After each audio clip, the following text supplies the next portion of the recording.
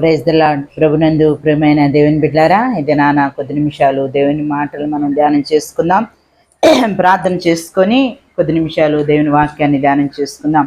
కృప కలిగిన మా తండ్రి, మహోన్నతుడా, మహాగణుడా, మీ కొందనాలనైనా కొద్ది నిమిషాలు నీ మాటలు మీరు ధ్యానం చేసుకోబోచుండగా మా అందరికి కావాల్సిన వర్తమానాన్ని దయచేయండి. మా అందరితో మీరు మాట్లాడండి. ఈ మాటలు వింటున్న ప్రియ బిడ్డలందరినీ దీవించండి, ఆశీర్వదించండి. నీ వాక్యము బ్రతికిస్తుంది, నెమ్మదినిస్తుంది. బాధల్లోనైనా మాకు నెమ్మదిని కలిగజేసి జీవాన్ని ప్రసాదించే నీ మాటలు ఈ ఈ సమయంలో వింటున్న ప్రతి బిడ్డకి మీ మాటల ద్వారా ఆయా మేలులు, దీవెన, ఆశీర్వాదాలు కలగచేయమని ఇటువంటి సమయాన్ని మీరు మాకు అనుగ్రహించినందుకు మీకే వందనాలు, స్తుతులు, స్తోత్రములు చెల్లిస్తూ మా ప్రభుని యేసుక్రీస్తు నామమున పేరిట ప్రార్థించి అడిగి వేడుకుంటున్నాం తండ్రి, ఆమేన్. దేవుని సన్నిధిలో ఈ దినాన కొద్ది మాటలు మనం ధ్యానం చేసుకుందాం. పరిశుద్ధ గ్రంథములో నుండి లూకా సువార్త 20వ అధ్యాయము 17వ వచనం చదువుకుందాం. లూకా సువార్త 19వ అధ్యాయం, లూకా సువార్త 20వ అధ్యాయం 17వ వచనం చదువుకుందాం. ఆయన వారిని చూచి, అలాగైతే ఇల్లు కట్టువారు నిషేధించిన రాయి మూలకి తలరాయి ఆయను. దేవుని సన్నిధిలో ఈ దినాన మనకిస్తున్నటువంటి మాట, ఇల్లు కట్టువారు నిషేధించిన రాయి తలకి మూలరాయగును. అంటే నిషేధించినటువంటి రాయి తలకి మూలరాయి చేసే దేవుడు అవసరమైనటువంటి రాయిగా ఆ రాయిని జ్ఞాపకం చేసుకుంటున్నాడు. ఈ దినాన మరి నిషేధించబడినటువంటి వ్యక్తులని దేవుడు జ్ఞాపకము చేసుకొని ఆశీర్వదించాలంటే తక్కువ చేయబడినటువంటి వ్యక్తుల్ని, వెలివేయబడినటువంటి వ్యక్తుల్ని, నిరాకరించినటువంటి వ్యక్తుల్ని దేవుడు జ్ఞాపకము చేసుకొని మరి మూలరాయిగా, మూలమైనటువంటి మరి అవసరమైనటువంటి బిడ్డలుగా జ్ఞాపకం చేసుకోవాలంటే దేవుని సన్నిధిలో మనము కూడా దేవుడు చెప్పినట్లుగా మనం నడుచుకునే వారంగా ఉండాలి. దేవుని సన్నిధిలో ఏ రీతిగా నడుచుకుంటే మూలకి తలరాయిని చేస్తాడు, హెచ్చిస్తాడు, అవసరమైనటువంటి వ్యక్తులుగా మనల్ని జ్ఞాపకం చేసుకుంటాడో కొద్ది మాటలు మనం చదువుకుందాం. ఆది కాండంలో 28వ అధ్యాయము, ఆది కాండము 28వ అధ్యాయము 18వ వచనంలో మనం ఈ మాటను ఒక మాటను మనం చదువుకున్నట్లయితే ఇక్కడ యాకోబు గారి గురించి రాయబడినది. 28వ అధ్యాయం 18వ వచనం. తెల్లవారినప్పుడు యాకోబు లేచి తాను తలగడగా చేసుకుని రాయి తీసి దానిని స్తంభముగా నిలిపి దాని కొన మీద నూనె పూసెను. మరియు అతడు ఆ స్థలమునకు బేతేలను పేరు పెట్టెను. దేవుని సన్నిధిలో బేతేలను పేరు పెట్టెను. అయితే మొదట ఆ ఊరి పేరు లూజు. అప్పుడు యాకోబు, నేను తిరిగి నా తండ్రి ఇంటికి క్షేమంగా వచ్చినట్లు దేవుడు నాకు తోడయండి, నేను వెలుచు నీ మార్గములో నన్ను కాపాడి తినుటకు ఆహారమును ధరించుకొనుటకు వస్త్రములను నాకు దయచేసిన ఎడల యెహోవా నాకు దేవుడై ఉండెను. మరి ఈ స్తంభముగా నేను నిలిపిన రాయి దేవుని మందిరమగును. మరియు నువ్వు నాకు ఇచ్చుచున్న యావత్తులో 10వ వంతు నిశ్చయముగా నీకు చెల్లించేదనని మొక్కుకొనెను. ఇక్కడ యాకోబు గారు మరి మోసగాడుగా ఉంటున్నాడు, ఎన్నికలేనటువంటి వాడుగా ఉంటున్నాడు.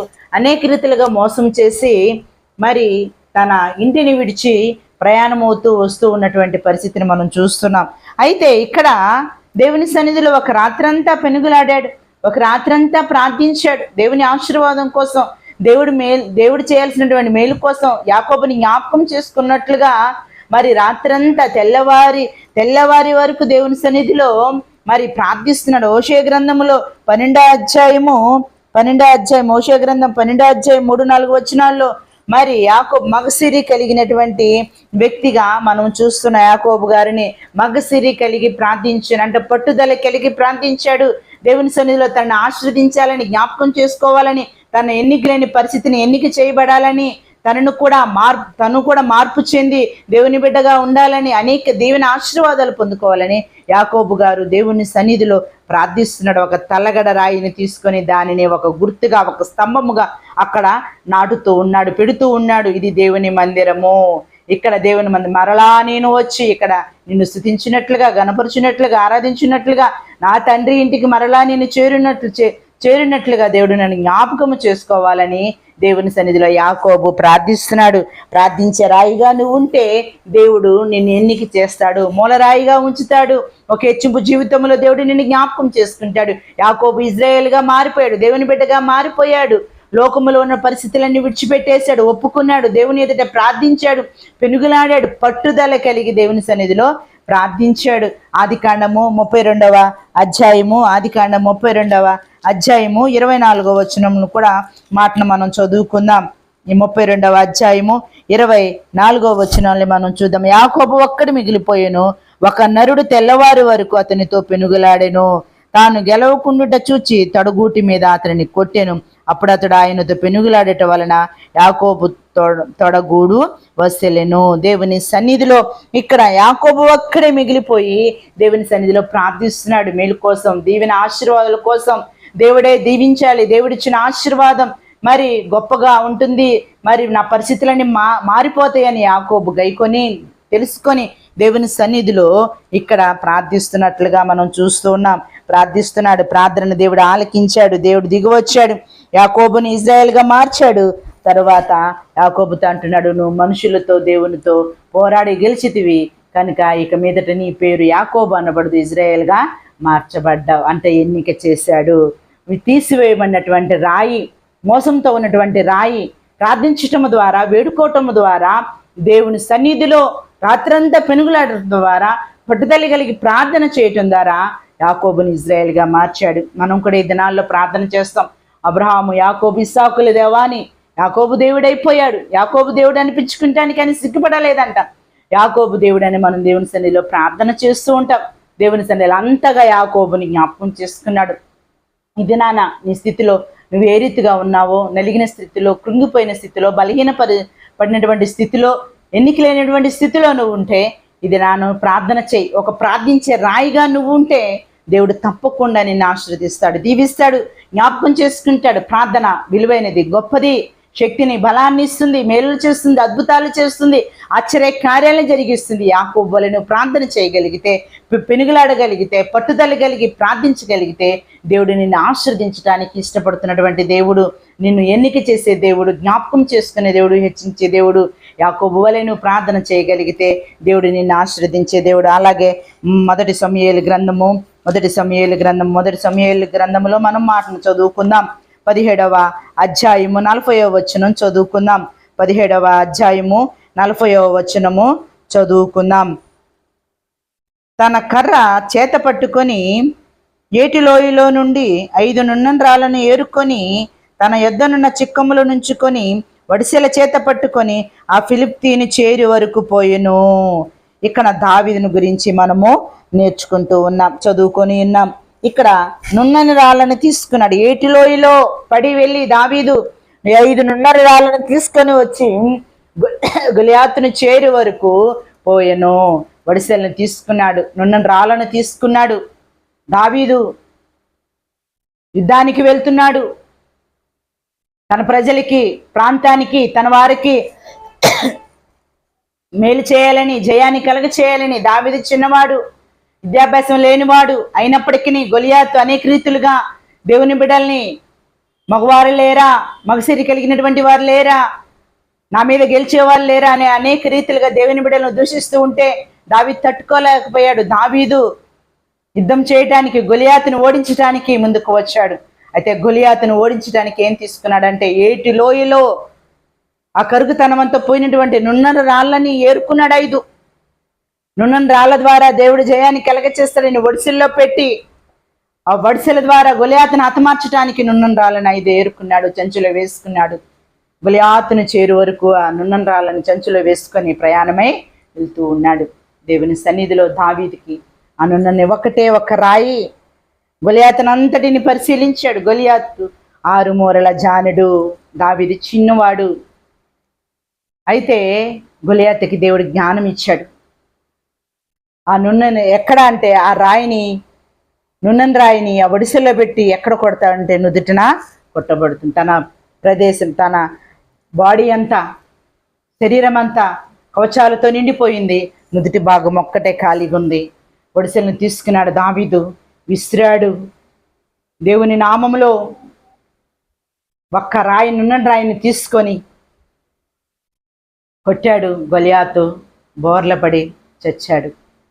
తల నరికి రాజుగారికి అప్పగించాడు. జయాన్ని తీసుకొని వచ్చాడు. జయమిచ్చిన రాయి దావీదుకి జయాన్ని ఏ రీతిగా కలిగింది? నున్నని రాయి వల్ల కలిగింది. మనము కూడా ఏటిలో ఎదిరిదే వారంగా ఉండాలి, కరుతనానంతా పోగొట్టుకునే వారంగా ఉండాలి. దేవునికి అయిష్టమైన వాటన్నింటిని విడిచిపెట్టుకొని జయాన్ని పొందుకునే రాళ్ల వలె మనం మారాలి. మేలు చేసే రాళ్ల వలె, జయాన్ని తెచ్చిపెట్టే రాళ్ల వలె మనం మారితే ఈ రాళ్ల ద్వారా, మనుషుల ద్వారా దేవుడు గొప్ప కార్యాలను జరిగించే దేవుడు. దావీదు ఆ జయాన్ని పొందుకుంటానికి నున్న రాళ్లతో పాటు అంత విశ్వాస వీరుడుగా మారటానికి, గొలియాతును చూసి భయపడకుండా ఉండటానికి కారణం 7 మార్లు దేవుని సన్నిధిలో స్తుతించేవాడు, ఘనపరిచేవాడు. దేవుణ్ణి తను ఏ స్థితిలో ఉన్నా మరొక జ్ఞాపకం చేసుకున్నాడు దావీదు. తండ్రి అప్పగించినటువంటి ఆ పనిని సంపూర్తి చేశాడు. నమ్మకముగా ఆ పనిలో ఉండటానికి దావీదు మరి ముందుకు వెళ్ళాడు.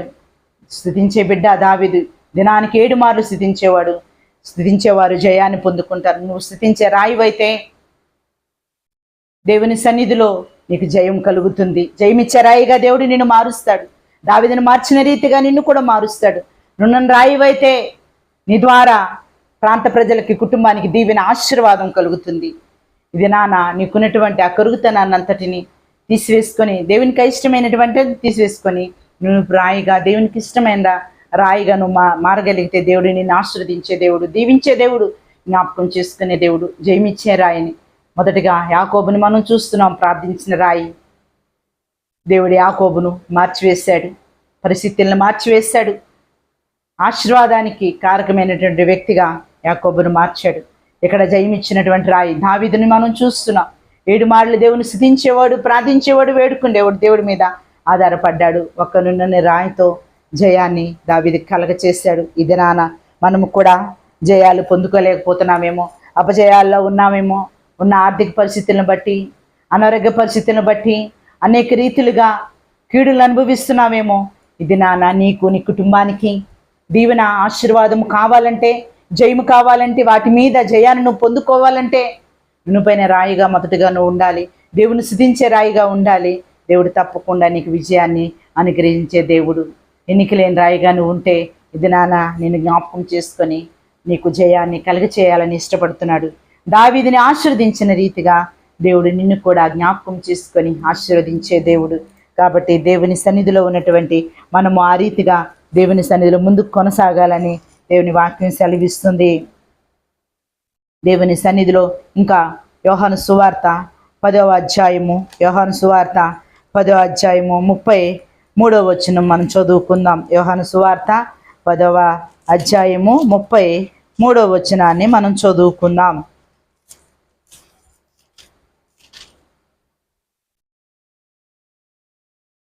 అందుకు యూదులు, నువ్వు మనుషుడివై ఉండి దేవుడివని చెప్పుకొనుచున్నావు కనుక దేవదూషణ చేసినందుకే నిన్ను రాళ్లతో కొట్టుదుము, కానీ మంచి క్రియ చేసినందుకు కాదని ఆయనతో చెప్పిరి. దేవుని సన్నిధిలో ఇక్కడ రాళ్ళు, యేసయ్యను కొట్టినటువంటి రాయి. ఈ దినాన మరి యూదులంట యేసయ్యని దైవ కుమారుడు చెప్పుకుంటున్నారని చెప్పి ఆయన రాళ్లతో కొడుతూ ఉన్నారు, బాధపరుస్తూ ఉన్నారు, ఇబ్బంది పెడుతూ ఉన్నారు.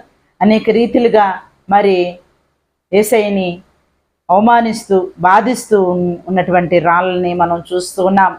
రాళ్ళతో కొడుతూ ఆయన్ని బాధిస్తూ ఉన్నారు. మనము బాధించే రాళ్ళ వలె ఉండకూడదు. యేసయ్యను శోధించే రాళ్ళ వలె ఉండకూడదు.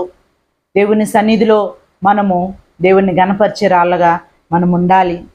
దేవుని సన్నిధిలో ఆయన్ని స్తుతించే రాళ్ళగా మనం ఉండాలి. ఆయన జ్ఞాపకం చేసుకొని ఆయన మన కోసం వచ్చాడని, మన కోసం ప్రాణం పెట్టాడని, నిత్య జీవాన్ని కలుగ చేస్తున్నాడని గుర్తెరిగి ఆయనని మనం గణపరిచే రాళ్ళగా ఉండాలి. కొట్టే రాళ్ళ వలె, యూదుల వలె మనం ఉండకుండా దేవుని సన్నిధిలో ఉండాలని దేవుని వాక్యం సెలవిస్తుంది. జీవంతో కూడినటువంటి రాయి ఆయన పునరుద్ధానుడైన తరువాత ఆ రాయి దొర్లించబడినది. యోహాను సువార్త 11వ అధ్యాయం 41వ వచనములో, అలాగే 31వ వచనములో మనం చూస్తూ ఉన్నాం. 30వ అధ్యాయం 31వ వచనంలో మనం చూసినట్లయితే ఇక్కడ ఆ మాట రాయబడింది. జీవంతో కూడినటువంటి రాయి, సజీవమైన రాయి మన ప్రభువైన యేసయ్య సజీవముగా బయటికి రావటానికి రాయి ఏమాత్రం అడ్డుగా రాలేదు, అడ్డుపడలేదు. అడ్డుగా ఉన్న రాయి కూడా దొర్లించబడింది, జీవంకై మార్చబడ్డది.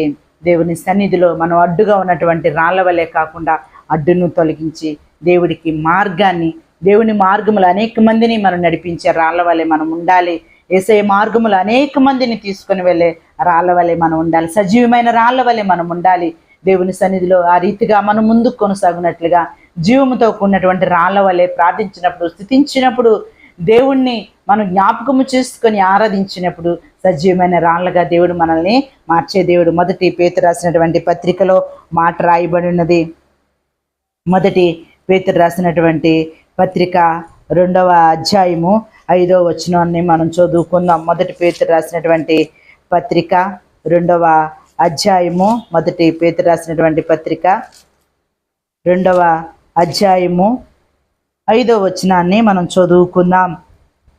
యేసుక్రీస్తు ద్వారా దేవునికి అనుకూలమగు ఆత్మ సంబంధమైన బలులను అర్పించుటకు పరిశుద్ధ యాజకులుగా ఉండునట్లు మీరును సజీవమైన రాళ్ల వలె నుండి ఆత్మ సంబంధమైన మందిరముగా కట్టబడుచున్నారు. మనము సంఘముగా, ఆత్మ సంబంధమైనటువంటి సంఘముగా మనము ఉండాలి. సజీవమైన రాళ్ల వలె, జీవంతో కూడినటువంటి రాళ్ల వలె, జీవ మార్గంలో నడుస్తున్నటువంటి మనము, సంఘములో చేర్చబడినటువంటి మనము సజీవమైన రాళ్ల వలె మనం కట్టబడుచున్నాము. కట్టబడే వారంగా ఉండాలి. మనం రాళ్ల వలె, ఒకరు ప్రార్థించేవారు, విజ్ఞాపన చేసేవారు, ఉపవసించేవారు, దేవుడి సన్నిధిలో పాటలు పాడేవారు, వాక్యాన్ని ధ్యానం చేసేవారు, చెప్పేవారు, వివరించేవారు, అనేక రీతిలుగా సజీవమైన రాళ్ల వలె సంఘముగా మనము కట్టబడుచున్నాము.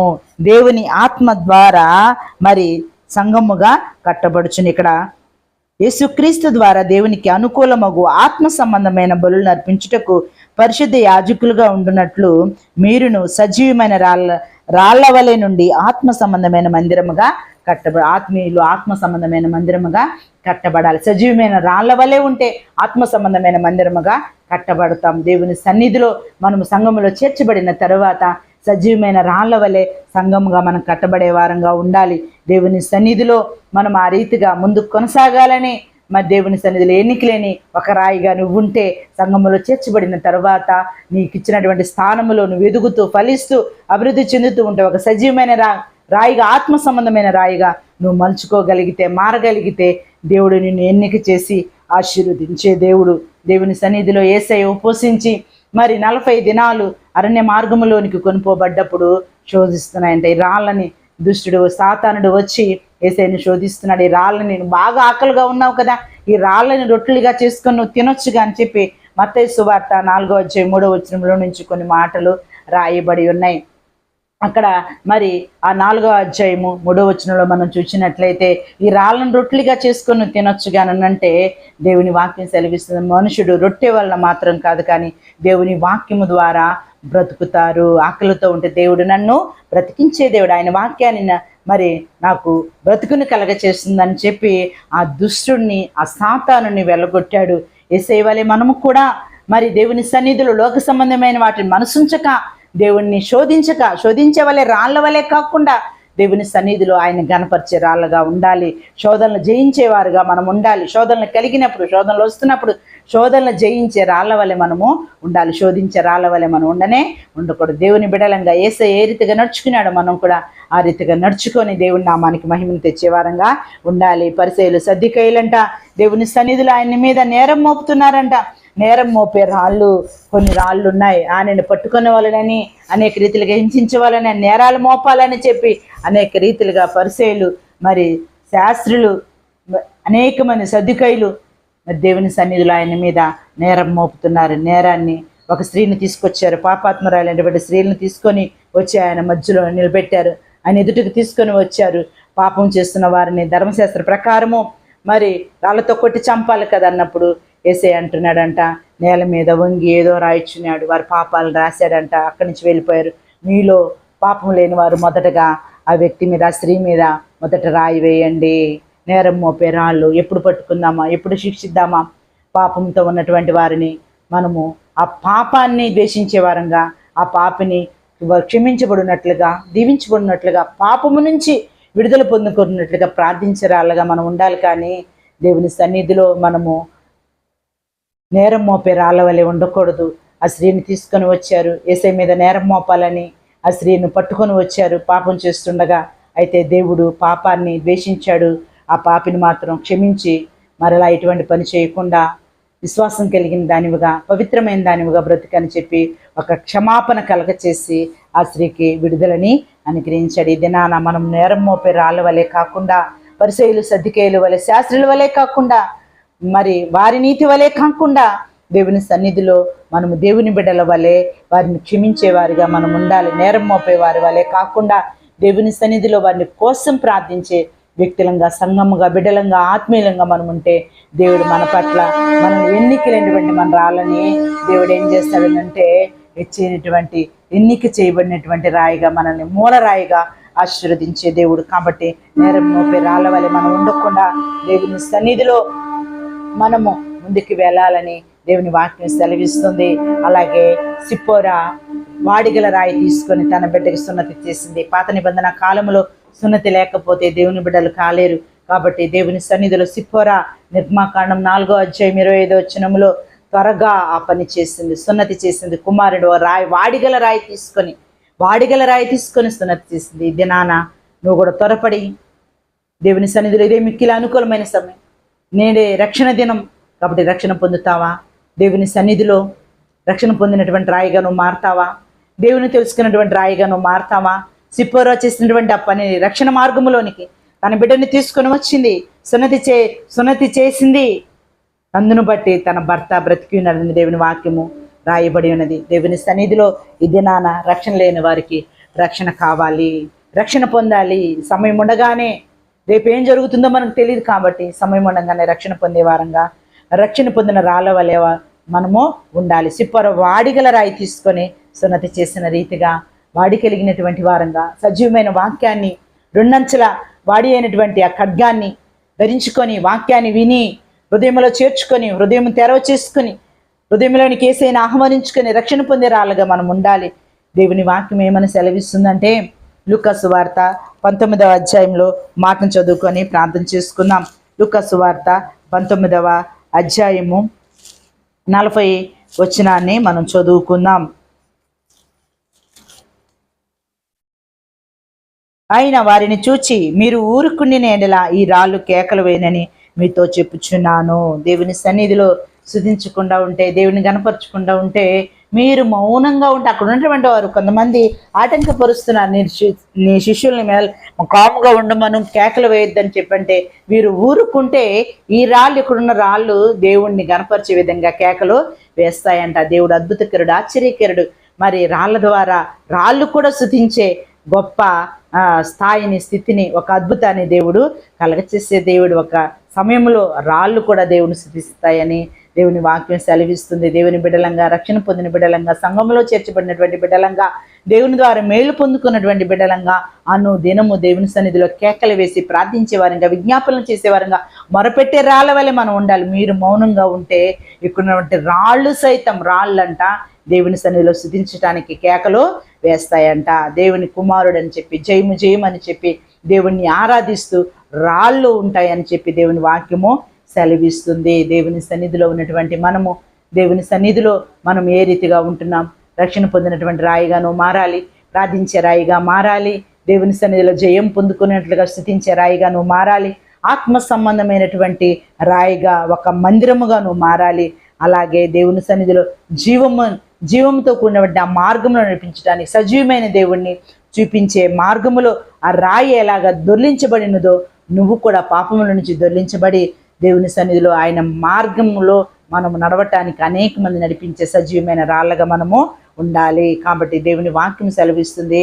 మత్తయి రాసినటువంటి సువార్త 16వ అధ్యాయము, మత్తయి సువార్త 16వ అధ్యాయము 18వ వచనాన్ని చదువుకుందాం. మత్తయి సువార్త 16వ అధ్యాయము 18వ వచనము.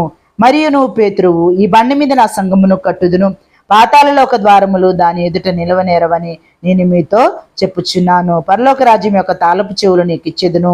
నీవు భూలోకమందు దేనిని బంధించుతో అది పరలోకమందును బంధింపబడును, భూలోకమందు దేనిని విప్పుదువో అది పరలోకమందును విప్పుడనని అతనితో చెప్పాను. అటు పిమ్మట తాను క్రీస్తు అని ఎవరితోనూ చెప్పవద్దని ఆయన తన శిష్యులకు ఖండితముగా ఆజ్ఞాపించును.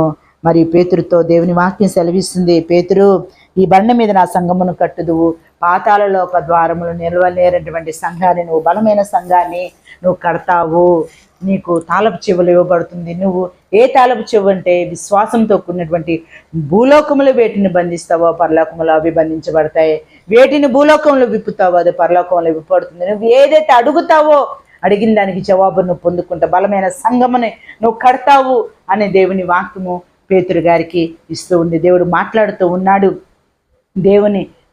దేవుడు బండగా ఉన్నాడు, నా మీద నీ సంఘాన్ని నువ్వు కట్టాలి. నేను బలమైనటువంటి వ్యక్తిని, బలమైన బండని పేతురు, నువ్వు నా బండ మీద నా సంఘాన్ని కట్టుదు అని దేవుని వాక్యము సెలవిస్తుంది. కాబట్టి దేవుని సన్నిధిలో ఉన్నటువంటి మనము ఈ బండ మీద నా సంఘమును కట్టుదువు, నువ్వు పేతురువు. కాబట్టి దేవుని మీద ఆధారపడి, దేవుని మీద గురిపెట్టుకొని మన సంఘాలని, మన పరిచర్యల్ని, మన కుటుంబాలని, మన జీవితాలని, మన వ్యాపారాలని, మన పనిపాటల్ని దేవుని మీద మనం కట్టబడితే దేవుడు వాటిని ఆశీర్వదించే దేవుడు. గొప్ప భాగ్యాన్ని, జవాబుని, మేలుని, దీవిని, ఆశీర్వాదాలని దేవుడు కలగచేసే దేవుడు.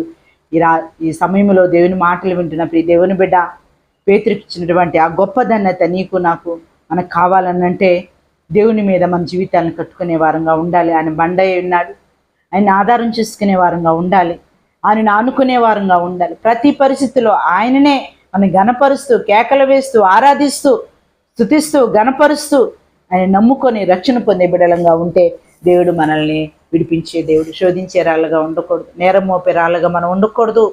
దేవుని సన్నిధిలో మనము స్తుతించే రాయిగా ఉండాలి, యాకోబు వలె ప్రార్థించే రాయిగా ఉండాలి, దావీదుకు వలె స్తుతించే రాళ్ళగా మనం ఉండాలి. అలాగే జీవంతో కూడినటువంటి ఆయన మార్గంలో జీవప్రదాతని పరిచయం చేసే రాళ్ళ వలె దొర్లించబడినటువంటి వారంగా మనం ఉండాలి. సజీవమైన రాళ్ళ వలె ఆత్మ సంబంధంగా కట్టబడినటువంటి రాళ్ళ వలె మనం ఉండాలి.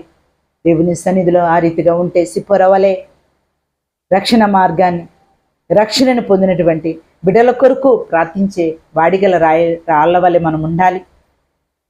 కుటుంబాలకు రక్షణ పొందినట్లుగా, బిడ్డల మేలు కొరకు రక్షణ పొందినట్లుగా బిడ్డల కొరకు ప్రార్థించే రాళ్ళ వలె మనం ఉండాలి. దేవుని సన్నిధిలో మౌనంగా ఉంటే మనకే నష్టం, కానీ రాళ్ళు దేవుని స్తుతిస్తాయని దేవుని వాక్యం సెలవిస్తుంది. మనం మౌనంగా ఉండకుండా ఈ సమయంలో దేవుని బిడ్డల కోసం, అనేక మంది నశించిపోతున్న వారి కొరకు ప్రార్థించే రాళ్ళగా మనం ఉంటే దేవుడు మనల్ని జ్ఞాపకం చేసుకునే దేవుడు. ఎన్నికలేని రాయిగాను ఉన్నావా ఇది నాన్న, దేవుని వాక్యం సెలవిస్తుంది. ప్రార్థిస్తే, స్తుతిస్తే, దేవుని సన్నిధిలో విజ్ఞాపన చేస్తే, ఆత్మ సంబంధంగా కట్టబడితే, దేవుని సన్నిధిలో కేకలు వేయటానికి, ప్రార్థించడానికి నువ్వు ముందుకు వస్తే దేవుడు తప్పకుండా రక్షణ పొందటానికి, దేవుని ఆధారం చేసుకుంటానికి, దేవుని మీద నీ జీవితాన్ని కట్టుకుంటానికి నువ్వు ఇష్టపడితే దేవుడు నేను ఎన్నిక చేసే దేవుడు, ఆశీర్వదించే దేవుడు, మేలులతో నింపే దేవుడు, బలపరిచే దేవుడు. కాబట్టి గొప్ప వాగ్దానం ఇస్తున్నాడు పేతురు గారికి. ఈ బండ మీద నా సంఘమును కట్టుదు, పాతాళలోక ద్వారములు నిర్వనేవని చెప్తున్నాను, వేటిని బంధిస్తావో పరలోక ముందు వాటి బంధించబడతాయి అంటే గొప్ప ధన్యతని పేతురు గారికి ఇస్తున్నాడు. ఇది నాన్న, ఎన్నిక చేయబడాలంటే, ఆశీర్వదించబడాలంటే, దీవించబడాలంటే, నువ్వు కూడా ఎన్నికైనటువంటి ఒక వ్యక్తిగా, కుటుంబంగా, సంఘంగా నువ్వు ఉండాలంటే ఈ రీతిగా వాక్యానుసారంగా నువ్వు నడుచుకోగలిగితే దేవుడు తప్పకుండా నిన్ను ఆశీర్వదించి, దీవించి, మేలులతో నింపే దేవుడు. ఆ రీతిగా నిషేధించిన రాయిగా ఉన్నటువంటి నీ జీవితం తలకి మూలరాయి అవునట్లుగా ఈ చిన్ని మాటలు నీ హృదయంలో ఫలింపచేయనుగాక. దేవుని సన్నిధిలో ప్రార్థన చేసుకున్నాం. కృప కలిగిన మా తండ్రి, మహోన్నతుడ, మీకు వందనాలయ్యా. ఇది నాన్న మీరు ఇచ్చిన మాటలను బట్టి మీకు వందనాలు తండ్రి. అయ్యా నాయన, ఎన్నిక లేని రాళ్ళ వల్ల మేముంటే ఎన్నిక చేసే దేవుడు నాయన. ఎప్పుడైతే నాయన మీ సన్నిధిలో ప్రార్థిస్తామో, స్తుతిస్తామో, మిమ్మల్ని గణపరుస్తామో, మహింపరుస్తామో, మీ మార్గములు అనేక మంది నడిపిస్తూ ఉంటామో అయ్యా నా తండ్రి, శోధించే రాళ్ళ వలె, నేరం మోపే రాళ్ళ వలె కాకుండా అయ్యా క్షమించే గొప్ప మనసును మేము కలిగి ఉంటామో, రక్షణ పొందినటువంటి రాళ్ళ వల్లే మేము ఉంటామో, మమ్మల్ని ఎన్నిక చేసే దేవుడివి, ఆశీర్వదించే దేవుడివి, దీవించే దేవుడివి నాయన, జ్ఞాపకం చేసుకునే దేవుడివి తండ్రి. మీకు స్తోత్రం, వందనాలు చెల్లిస్తున్నాం. ఎన్నిక లేని వారుగా ఉన్నటువంటి మా జీవితాలని విడుదల కలిగి చేసి క్షేమంతో మమ్మల్ని నింపి, బలపరిచి, ఆశీర్వదించి సహాయం చేయమని ఇచ్చిన మాటలు బిడ్డల హృదయాలు నూరంతలుగా నీరు కట్టి ఫలింపు చేయమని మా ప్రభుని యేసు క్రీస్తు నామమున ప్రార్థించి వేడుకుంటున్నాం తండ్రి. ఆమేన్.